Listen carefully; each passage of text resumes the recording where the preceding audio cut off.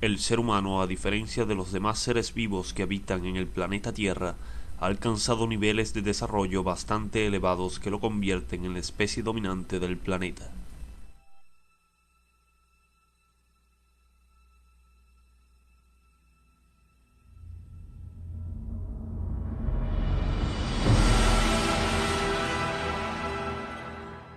La expansión y desarrollo de la civilización humana no hubiera sido posible sin la facultad que adquirió la especie para intercambiar estructuras complejas de información. Para ello elaboró sistemas de signos y símbolos que le permitiesen compartir sus ideas con el grupo social.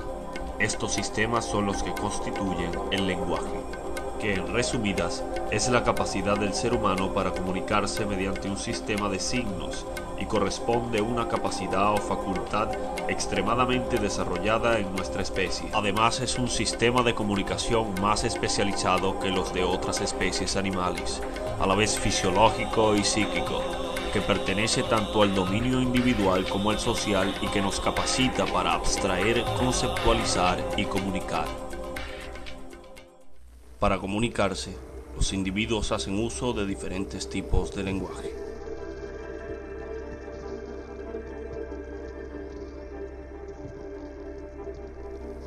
El lenguaje verbal se manifiesta a través de las lenguas. Cada lengua posee un conjunto de signos orales y muchas de ellas también sus correspondientes signos escritos, por medio de los cuales se comunican entre sí los miembros de una determinada comunidad.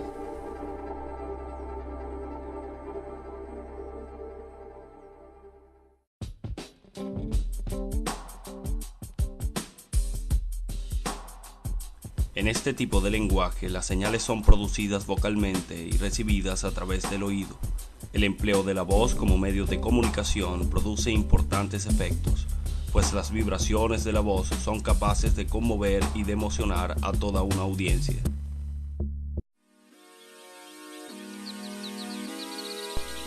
En el lenguaje escrito se emplean signos gráficos que se perciben por la vista.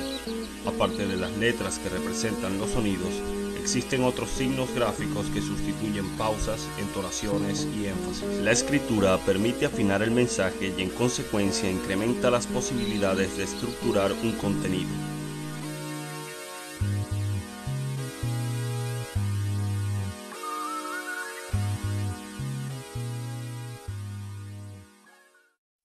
El lenguaje kinésico es el conjunto de señales comunicacionales que tiene que ver con los movimientos, actitudes y expresiones corporales y faciales que utilizamos los seres humanos cuando interactuamos. En estos gestos y posiciones se reflejan los valores impuestos por el contexto sociocultural que marca tales manifestaciones como adecuadas o inadecuadas.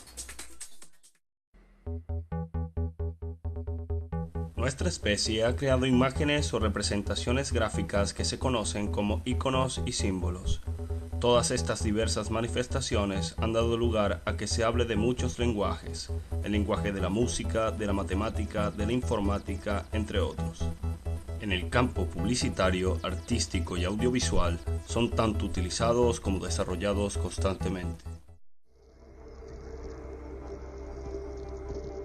Las funciones del lenguaje.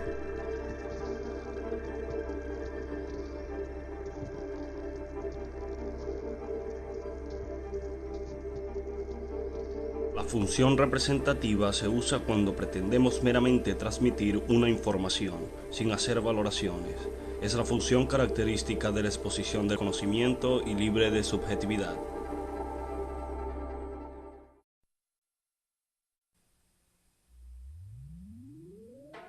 La función expresiva es utilizada cuando el emisor pretende dar cuenta de su estado físico o anímico. A esta función se vinculan la entonación expresiva, la modalidad exclamativa, diminutivos, aumentativos, despectivos, entre otros. La función apelativa aparece cuando el objetivo de la comunicación es provocar una determinada reacción en el oyente. Sus recursos lingüísticos son esencialmente retóricos. Se da en lenguaje coloquial, es dominante en la publicidad, en el lenguaje periodístico, propaganda política e ideología en general.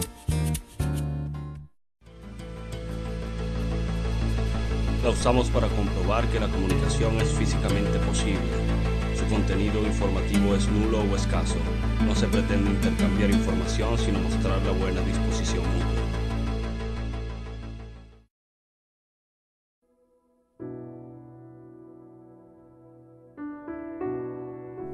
La función poética pretende crear belleza usando el lenguaje.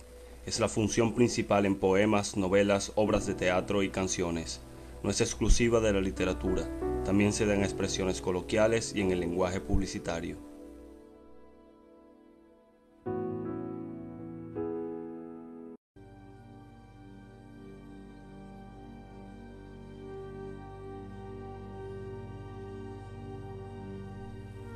La función metalingüística se utiliza cuando se usa la lengua para hablar de la misma lengua u otra cualquiera.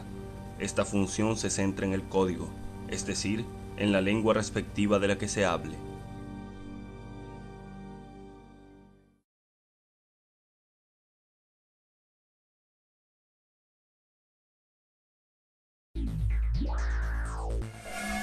Los tipos de lenguaje son: el lenguaje verbal se manifiesta a través de las lenguas y lo conforma. En el lenguaje oral, las señales son producidas vocalmente. El lenguaje escrito son signos gráficos que se perciben por la vista. El lenguaje no verbal lo conforma. El lenguaje kinésico son las expresiones corporales y faciales. Las metaseñales son representaciones gráficas que se conocen como iconos y símbolos. Las funciones del lenguaje son: la función representativa se usa cuando pretendemos meramente transmitir una información. La función expresiva se usa cuando pretendemos dar cuenta de nuestro estado físico o anímico. La función apelativa es la función de mandato y pregunta. En la función fática no se pretende intercambiar información, sino mostrar la buena disposición mutua. En la función poética se pretende crear belleza usando el lenguaje. La función metalingüística se utiliza cuando se usa la lengua para hablar de la misma lengua.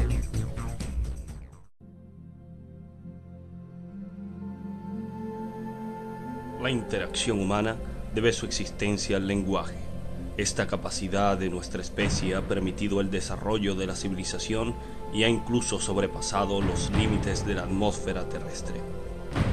Por ahora, los tipos y funciones del lenguaje seguirán siendo los mismos a menos que en un futuro la evolución nos haga capaces de manejar un lenguaje telepático.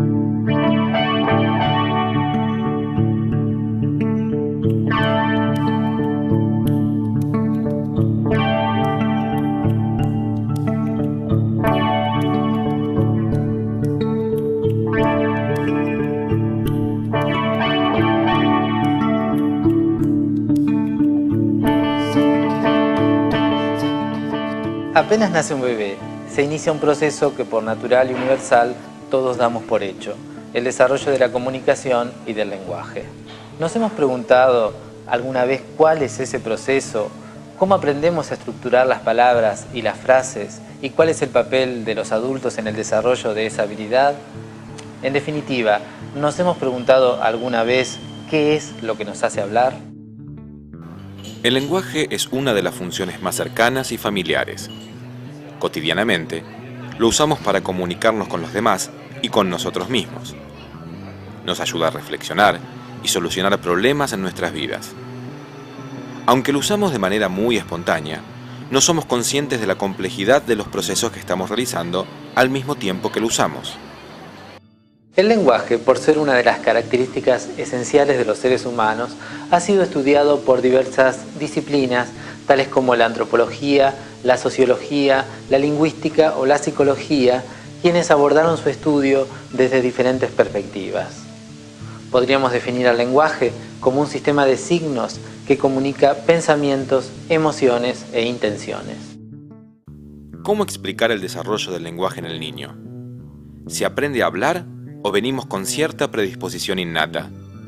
¿Deriva el lenguaje de una facultad general para aprender? ¿Aprendemos a hablar por imitación de lo que escuchamos? ¿Cómo es posible que el niño, ignorando muchas cuestiones del mundo que lo rodea, pueda desarrollar la función lingüística de manera tan temprana? Para respondernos a estas preguntas, la psicología general aborda el estudio de las funciones psicológicas desde una pluralidad de niveles que implican un abordaje genético amplio. Desde un nivel filogenético nos interesa analizar las funciones psicológicas considerando su evolución, que da cuenta del proceso de humanización. Pero para entender las funciones psicológicas prototípicamente humanas, tenemos que considerar cómo la evolución biológica queda atravesada por el desarrollo histórico-cultural, generando funciones nuevas por la mediación e interiorización de los instrumentos culturales. En el nivel ontogenético se produce el entrecruzamiento entre biología e historia cultural. En este plano queremos explicar cómo se construyen, cómo se desarrollan las funciones psicológicas, para lo cual abordamos el estudio de su adquisición y dominio. Finalmente, en el nivel microgenético se da cuenta de cómo se realizan estas funciones, cuáles son los procesos y mecanismos implicados en la realización de una función mientras se la está realizando. Todos estos niveles de análisis que implican una concepción genética amplia se integran en una concepción histórico-cultural del ser humano. Para estudiar las funciones psicológicas tenemos que considerar la mediación histórico-cultural y los instrumentos culturales que se producen en esa historia, que indefectiblemente generan consecuencias en el desarrollo de la propia especie.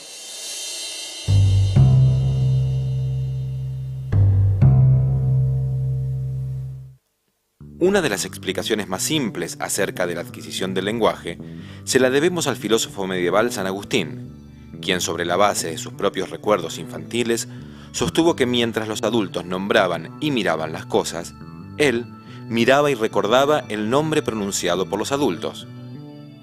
Escuchando las palabras en diversas ocasiones, fue gradualmente deduciendo a qué se referían y qué permitían expresar cuando se las nombraba.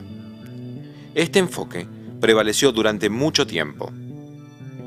Las explicaciones de los empiristas modernos se solidarizaron con las de San Agustín cuando definieron el origen de todo conocimiento humano. Este se produce como una especie de copia de las características y condiciones observables del mundo externo. De este modo, el origen del conocimiento lingüístico procedería del mundo externo. El enfoque empirista persistió en la psicología durante el siglo XX, bajo el predominio de las explicaciones del conductismo americano. El desarrollo del lenguaje se entendió como el aprendizaje de cualquier otra conducta. El aprendiz de la lengua imita las actuaciones de un modelo y es reforzado en sus actuaciones correctas. Para el conductismo, se trata de un aprendizaje de palabras y no del aprendizaje de una función compleja y creativa. La explicación conductista resultó insuficiente y en gran medida inadecuada, porque la hipótesis que ellos sostenían acerca de la adquisición del lenguaje era básicamente una teoría general que daba cuenta de cualquier aprendizaje, desde una conducta motriz hasta una conducta lingüística. Y básicamente se explicaba por imitación y refuerzo, en el caso del lenguaje, de las emisiones correctas de los niños. Evidentemente tenemos que presuponer que, de acuerdo con esta teoría, los niños tendrían que escuchar todas las frases que luego van a emitir. Y esto, ya a mediados del siglo XX, era francamente insostenible. Si nosotros pensamos que en el curso de tercero al quinto año los niños desarrollan básicamente una gramática, ellos empiezan a utilizar reglas gramaticales y apenas las dominan, son sistemáticos en su uso. Por ejemplo, cuando utilizan las reglas de conjugación de verbos, aplican la regularidad a todos los verbos. Entonces, estas regularidades ellos no las han escuchado de los adultos. ¿Cómo lo explicamos? Noam Chomsky introdujo un enfoque mentalista en la psicología del lenguaje americana, al considerar que los bebés no tienen preferencias lingüísticas y llegan a hablar cualquier lengua con la misma facilidad y en forma muy temprana a pesar de la pobreza estimular. Postuló una competencia innata para la adquisición del lenguaje que afectó a los enfoques ambientalistas más extremos en psicología.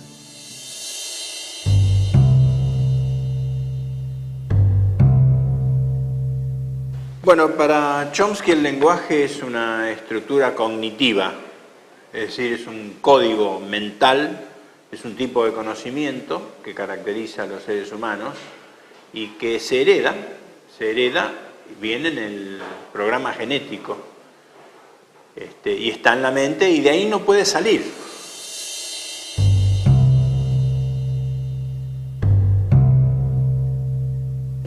La adquisición del lenguaje para Chomsky es una función de dos elementos. Uno es una capacidad innata que se llama facultad del lenguaje o hoy en día gramática universal, y la otra es la experiencia lingüística, es decir, lo que el chico escucha.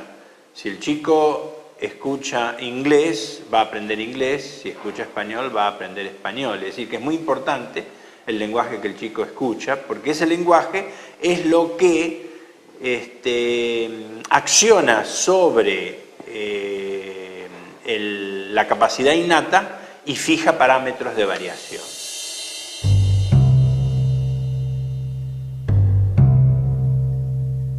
Sí, principios y parámetros son dos conceptos que explican los universales lingüísticos, es decir, lo que todas las lenguas tienen en común. Esos son principios, son pocos y muy generales, como las leyes de la física o de la biología.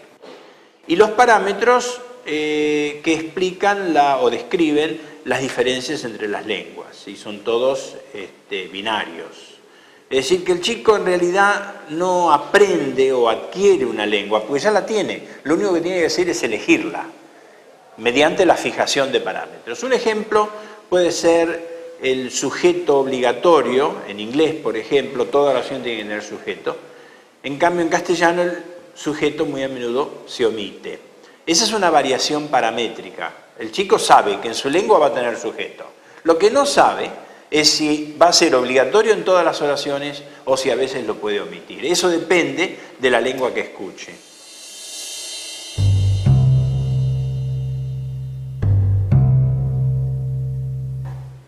El significado, igual que los sonidos, que son los dos elementos que hay que unir, en el lenguaje los sonidos se usan para expresar significados, estos dos componentes, significado y sonidos, en realidad están afuera del lenguaje. Pero el lenguaje es el interviniente, el elemento que permite que los significados se expresen mediante los sonidos. Los animales expresan sus sentimientos o sus conceptos, por rudimentarios que sean, directamente a través de sonidos. Los humanos no. Los humanos expresan sus significados a través del lenguaje, es decir, a través de una sintaxis que combina palabras y que es creativa. El medio de comunicación que tienen los animales no es creativo, es instintivo. Ellos tienen que decir lo que deben decir por naturaleza. En cambio el hombre no, el hombre dice lo que él quiere individualmente.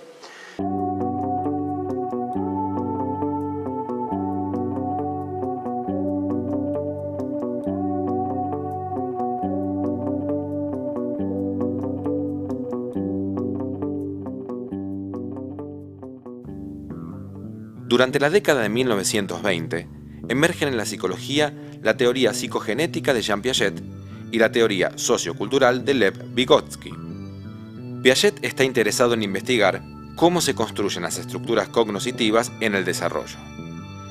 Vygotsky se interesa en el estudio de la mediación cultural en la promoción del desarrollo del niño.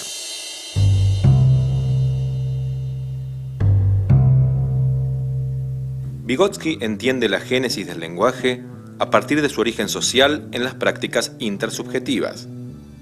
Tiene su génesis en dos raíces: una etapa prelingüística del pensamiento y una etapa preintelectual del lenguaje que comienza a atravesarse parcialmente en el curso del segundo año de vida del niño, organizando el pensamiento lingüístico y los significados socialmente compartidos. Su función inicial está al servicio de la comunicación o habla externa. A lo largo de su desarrollo, el niño discriminará la función intelectual de la comunicativa, que le permitirá una recursividad sobre su propia conciencia a través del habla interna.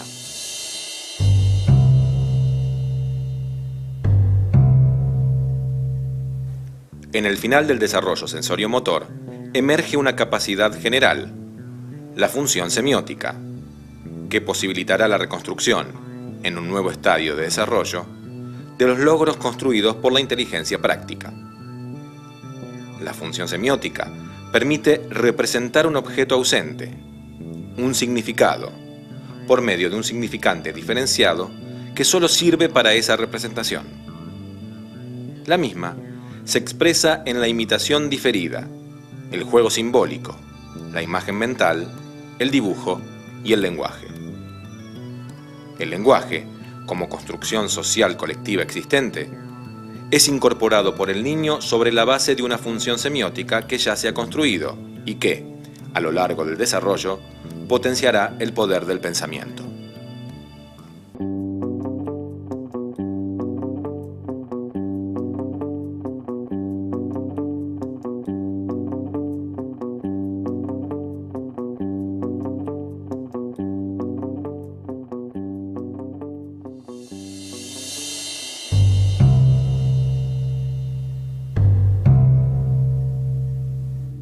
Las investigaciones han mostrado que los bebés pequeños prefieren oír voces humanas a otro tipo de sonidos y el rostro de un adulto a otro tipo de imágenes. Incluso bebés de unas pocas semanas de vida se disgustan al escuchar la voz de sus padres asociada a la cara de un extraño.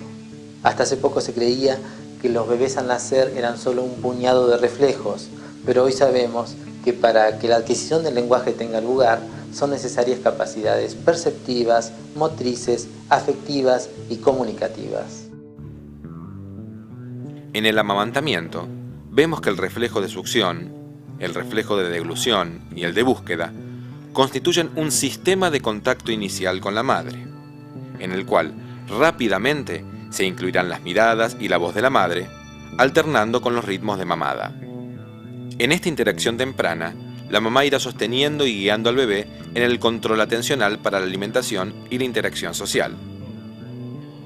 Los bebés se detienen a explorar el rostro humano en forma temprana. Muestran preferencia por observar por más tiempo las caras cuando se les presentan de frente. Prefieren los estímulos visuales y auditivos que caracterizan a las personas. Los bebés realizan coordinaciones visoauditivas hacia la fuente de voz humana, rotando la cabeza con preferencia a otros sonidos no humanos. Tienen conductas protoimitativas. Realizan imitaciones de movimientos de la boca que ven en el adulto. Tienen recursos expresivos universales, como la sonrisa, el llanto y otros gestos. Son sensibles a replicar estados emocionales en sí mismos, en lo que constituye una experiencia intersubjetiva primaria con sus padres. A partir de los 6-7 meses, comienzan a manifestar conductas de anticipación. Paulatinamente, los bebés van pudiendo captar las intenciones de los adultos en la comunicación, como así también expresar sus propias intenciones.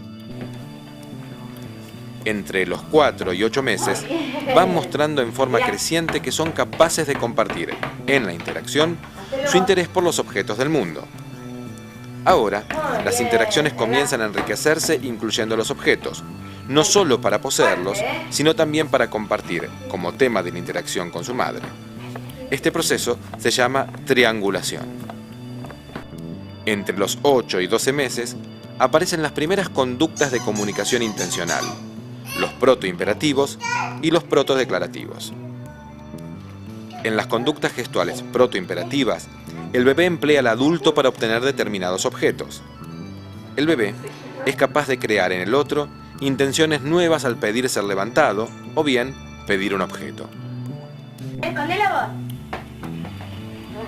También es capaz de comunicarse con otros acerca de los objetos. En los protodeclarativos, utiliza los objetos para obtener la atención del adulto, con el fin de compartir la experiencia. Durante el segundo año de vida, se hace capaz de producir símbolos, verdaderas acciones significantes que representan a los objetos. La emergencia de esta función semiótica conjuga la necesidad comunicativa por compartir la experiencia sobre los objetos con la capacidad de representarlos como tales objetos y analizar sus propiedades. El desarrollo del lenguaje resulta de la integración progresiva de procesos diversos y muy complejos. Requiere del despliegue de principios formales básicos que posibilitan una competencia lingüística o gramatical. Pero para activar esta competencia es necesaria la interacción social del bebé con los adultos. En ella se desarrolla la competencia comunicativa. Estamos ante procesos que poseen legalidades propias y que pertenecen a distintos niveles de análisis. Será necesario, entonces, recurrir a diferentes aportes teóricos que permitan capturar la complejidad y diversidad de procesos presentes en el dominio del lenguaje.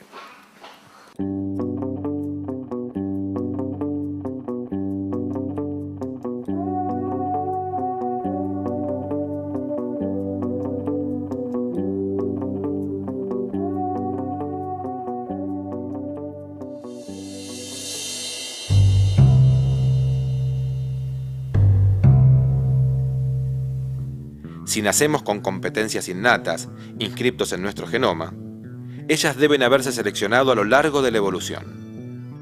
Derek Bickerton, psicolingüista de la Universidad de Hawái, sostiene que el lenguaje evolucionó en dos etapas. Primero, como un protolenguaje, y mucho después apareció la sintaxis. La sintaxis apareció cuando el cerebro dispuso de bastantes neuronas libres, no dedicadas a funciones específicas.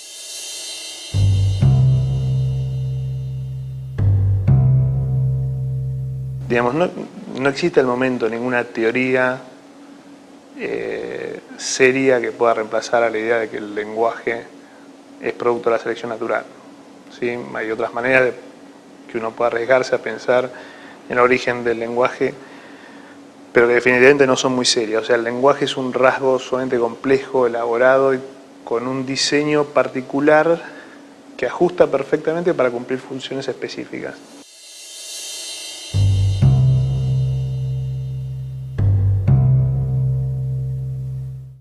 Cuando uno piensa en el origen del lenguaje hay un error bastante interesante, que es considerar que nuestras relaciones de parentesco con los protomínidos, con los simios actuales, digamos, en realidad están de alguna manera obligando a estos grupos a disponer de alguna forma de lenguaje primitivo. Y lo cierto es que podemos fácilmente, digamos, mostrar o entender que hay una discontinuidad absoluta entre lo que es el lenguaje de humanos y cualquier otra forma de comunicación animal. No hay ningún animal que disponga de una forma de comunicación como tenemos nosotros, que es el lenguaje.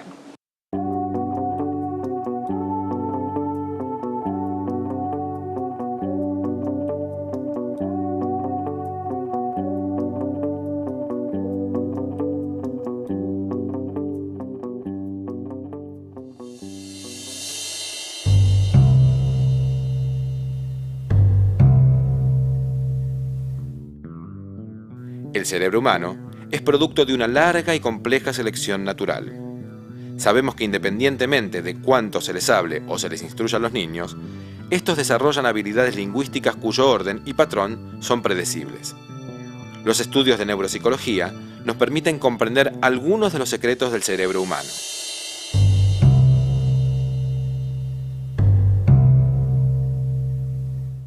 Bueno, las áreas del cerebro relacionadas con el lenguaje se estudiaron de distinta manera. Por un lado, se estudiaron analizando lesionados cerebrales. Por ejemplo, un paciente perdía la capacidad de discriminación auditiva de los sonidos del lenguaje, luego que fallecía, en la época pretomográfica, se estudiaba dónde estaba la lesión y se relacionaba esa área con el lenguaje. O un paciente tiene dificultades para leer y se relacionaba el área lesionada con esa dificultad para leer. Eso dio origen entonces a los primeros estudios anatómicos de alteraciones del lenguaje, de localización de lesiones relacionadas con algunos componentes de procesamiento del lenguaje. Este es un esquema clásico de las áreas del lenguaje, en donde se observa el área auditiva primaria, el área de Wernicke, el gyrus angular relacionado sobre todo con el procesamiento ortográfico, el área de Broca se relacionaba en este modelo con la producción oral de las palabras, el área motora primaria que ejecutaba los patrones y los comandos motores para producir el habla.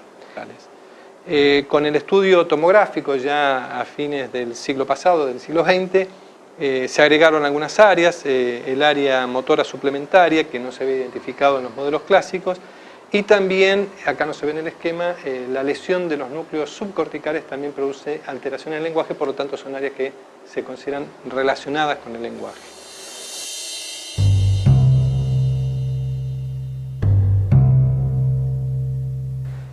A partir de estos estudios, ¿qué visión tenemos de las áreas anatómicas relacionadas con el lenguaje?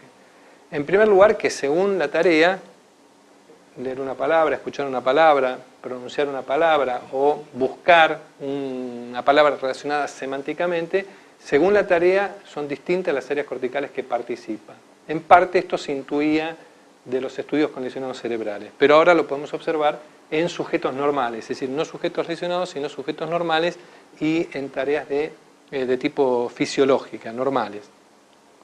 Un segundo aspecto que aparece es, en esta imagen no se ve, es que hay más áreas que participan, más áreas que se activan. Por ejemplo, hay participación de áreas del hemisferio derecho, áreas cuya lesión no produce alteración del lenguaje, pero que sin embargo se activan durante las tareas del lenguaje.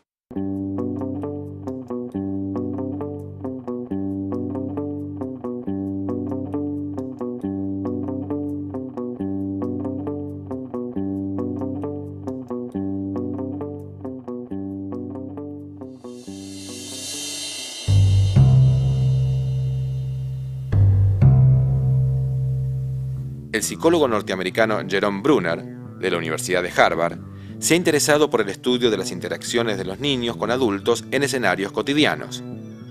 Impresionado por los trabajos de Vygotsky y Piaget, articula sus ideas con elaboraciones actuales, considerando que desde el principio somos sensibles a la interacción con los otros, y es esta sensibilidad la que alimenta el camino hacia la adquisición del lenguaje.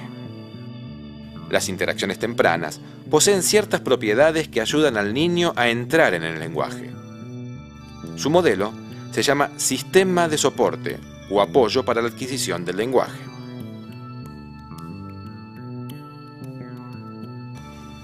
El desarrollo del lenguaje consiste en adquirir una gramática, pero también una semántica y una pragmática.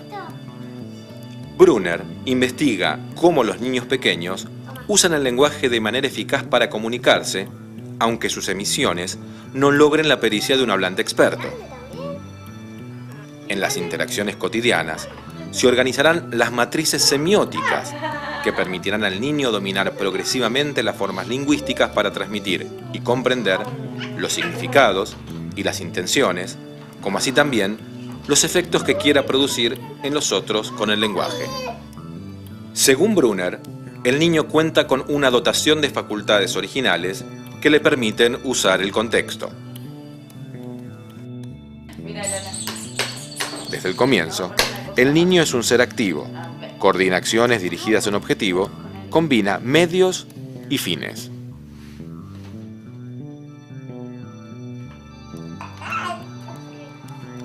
Los niños están adaptados a la vida social y comunicativa, contestan a la voz humana, al rostro humano y a las acciones y gestos humanos.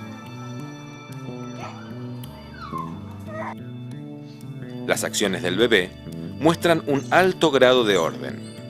Repiten durante largos periodos actividades como alcanzar y soltar, mirar, golpear, chupar, que aplican sucesivamente a un amplio campo de objetos. Acá, la cuchara. El carácter sistemático es sorprendentemente abstracto.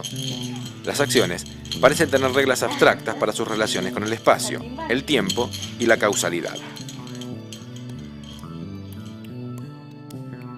Brunner va a construir su modelo de la adquisición del lenguaje tomando aportes de la teoría generativa de Noam Chomsky, el dispositivo para la adquisición del lenguaje. Para Brunner, no basta con explicar cómo se construyen oraciones gramaticalmente correctas, sino que hace falta explicar también cómo el niño logra entender y hacerse entender. Para comprender cómo el niño entra en el lenguaje, toma los aportes de John Austin, filósofo del lenguaje de Oxford, quien le permite introducirse en la dimensión pragmática del lenguaje. John Austin propone en su libro Cómo hacer cosas con palabras la teoría general de los actos de habla. Esta teoría nos permite entender cómo usamos el lenguaje para transmitir y comprender nuestras intenciones y las intenciones de los otros. Cuando una persona habla, realiza 3 actos de habla: el acto de decir, el acto de transmitir una intención y el acto de producir un efecto en el que escucha. Cuando se dice algo, se pueden distinguir los efectos que se producen sobre los sentimientos o los pensamientos del interlocutor, como cuando se ordena, se propone, se critica u otros actos de habla. En la ontogenia aparece un antecedente prelingüístico de la dimensión perlocutiva en el llanto. Por ejemplo, el bebé que produce efectos sobre la madre que acude a atenderlo. Cuando se dice algo, se manifiesta una intención de quien habla, que está ligada a un contexto o ocasión en la que se formula el acto de habla. Vemos que los bebés pronto dan muestras del manejo de la intencionalidad. Esta es Teresa, esta es Mariana. Bueno, ¿son amigas estas padres? Sí. En el segundo año de vida, los niños comienzan un desarrollo vertiginoso del vocabulario realizando actos locucionarios. Podemos apreciar que los niños pequeños van dominando progresivamente las dimensiones perlocutivas, ilocutivas y locutivas en ese orden.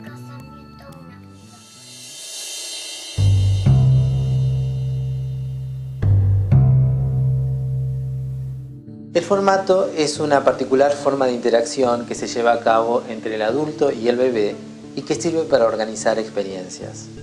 Es una estructura predecible que sirve para comunicarse y construir la realidad de manera conjunta. Se producen marcos rutinarios y familiares formando parte de las primeras interacciones. Son juegos, como por ejemplo el juego de aparecer-desaparecer, y tiene características de ida y vuelta. Allí el niño puede conocer la gramática y dar forma a sus propósitos comunicativos. Al principio son asimétricos, porque el adulto es el experto y el bebé el aprendiz, pero luego se vuelven parejos, ya que lo que hace uno se justifica por la presencia del otro. En síntesis, los formatos son los vehículos para acercar la cultura al bebé. ¿Dónde está? ¿Dónde está Lola? ¿Dónde está? Aquí está. Los formatos poseen propiedades isomórficas entre la comunicación prelingüística y la comunicación lingüística. ¿Dónde está la Lola? Estas propiedades constituyen la competencia comunicativa con la que cuenta el bebé para entrar en el lenguaje. El ritmo es alternante, porque primero la atención y la escucha recaen en uno de los miembros y luego se alterna. Es un diálogo. Muy bien. La relación es interdependiente, porque las acciones de uno de los miembros se justifican y se realimentan por lo que hace el otro. Huevos. ¿Qué es esto? Helado. El escenario es compartido, porque todas las interacciones están insertas en un contexto específico. Ellas se refieren a temas que remiten al contexto inmediato y familiar. 4. Los papás hablan a sus hijos pequeños de una manera particular. Es un habla que facilita la comprensión del significado y las intenciones. Es una conversación que simplifica las expresiones lingüísticas para facilitar al niño la comprensión del lenguaje. No, esto es pan. Para entrar en el lenguaje, Brunner analiza las facultades originales que posee el bebé para organizar la experiencia. Ellas muestran una sensibilidad inicial diferencial para establecer relaciones con el mundo humano.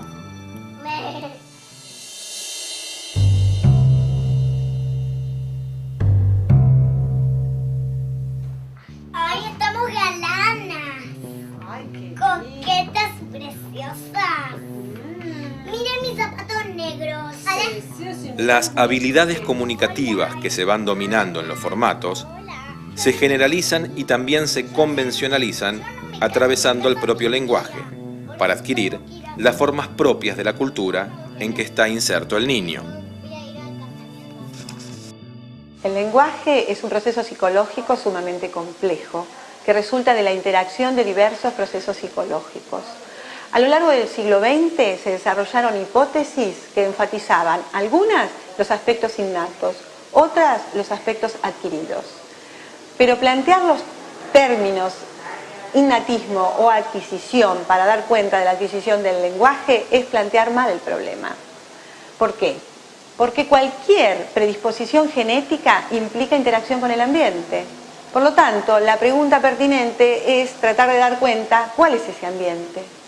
Y el ambiente específico para la generación del lenguaje es básicamente el contexto de crianza, interacción con adultos, en contextos distendidos, afectivos, cargados de intencionalidad, de presuposición, y esto permite entonces que el niño vaya dominando particularmente las competencias comunicativas y lingüísticas que lo habilitan como un hablante oyente específico de su comunidad lingüística.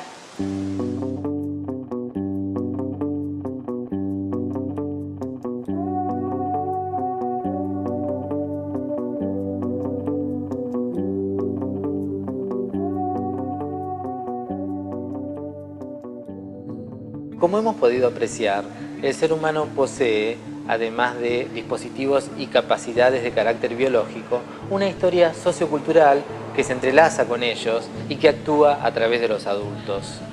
Podríamos concluir entonces, luego del recorrido realizado, que el lenguaje es un proceso psicológico complejo que nos habilita para entendernos y hacernos entender de una manera específicamente humana.